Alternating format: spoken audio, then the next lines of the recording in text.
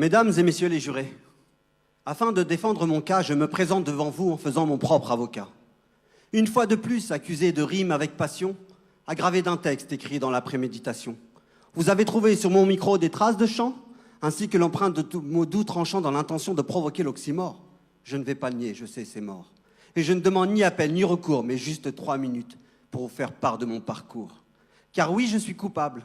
Coupable depuis la cour d'école et qu'au fond de mon cartable, je traîne cette poésie, le cancre de Prévert. Depuis, j'avoue vider mon encre dans tous mes vers.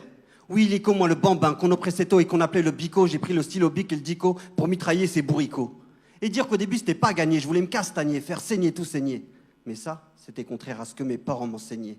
Mais vous savez, tous ceux qui mettaient dans le même panier, tous les homards me tuaient. Et en circonstances atténuantes, c'était maison de quartier. Maison de quartier pour éviter que le délice des délits nous égare avec nos idées farfelues, que même les gyrophares aux motards en renfort n'effarés avec nos plans d'enfoirés qui foiraient. Mais putain, qu'est-ce qu'on se marrait. Tous dans la mission locale, entassés comme des poissons dans un bocal, calligraphiant nos blases sur la tristesse des murs. Blases d'enfants blasés qui s'exprimaient en murmure dans cet espace de culture qui n'était autre qu'une armure. Que dis-je? Un rempart, le dernier rempart des mises à part, des non-parvenus ou des parents à peu de revenus. Bienvenue dans le ghetto, tantôt gai, souvent triste. Sortir de ces galères sans pagaie, fallait vraiment être un artiste.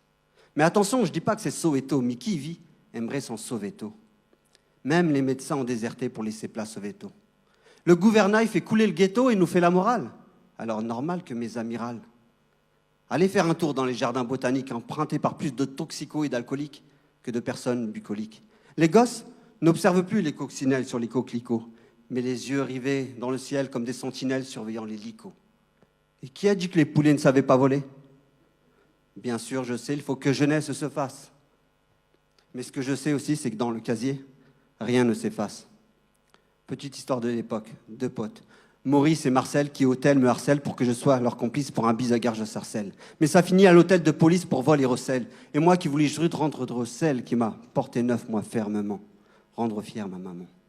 Mais je ne lui ai apporté que peine et tension, elle qui me voyait déjà en pleine détention. Et je me souviens de cette sortie de garde à vue face à mon père au garde à vous. J'ai bien flippé, je vous avoue. Devant son regard bien froncé, je me prépare au coup, je me dis « Waouh, je vais me faire défoncer ». Mais ce qu'il en suit, un scénario auquel je n'avais guère pensé. Un père qui pleure dans les bras de son fils débauché par le vice. Alors je te dis pardon papa. Et depuis, j'ai fui tous mes poteaux de délinquance et j'ai passé tout mon temps libre à étudier les livres et l'éloquence.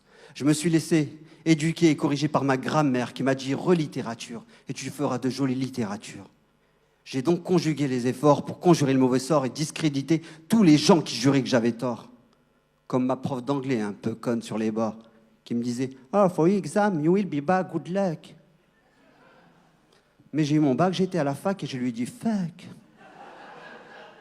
Et un peu plus tard, j'ai recroisé Maurice et Marcel qui m'ont dit « Eh, reviens, le crime, ça paye ». J'ai dit « Non, c'est la rime qui paye. Parce qu'avec la rime, je peux offrir des vers sans vider mes poches, sans saouler mes proches et peut-être approcher mon ego et surtout pécho quelques goûts. Et c'est comme ça que je suis devenu le dealer des rimes. Tous les voyous voulaient des voyelles, du coup, m'apportent tous ces consonnes. Eh, serre-moi une anagramme, métaphore, quelque chose de fort. Des mots censés esquiver la censure. Mais ce qui est sûr, c'est qu'on n'avait pas de sang sur les mains. Bon, je crois que ça fait plus de 3 minutes, il est temps de me taire. Alors voici mes poignets, et c'est à vous de me noter. Merci.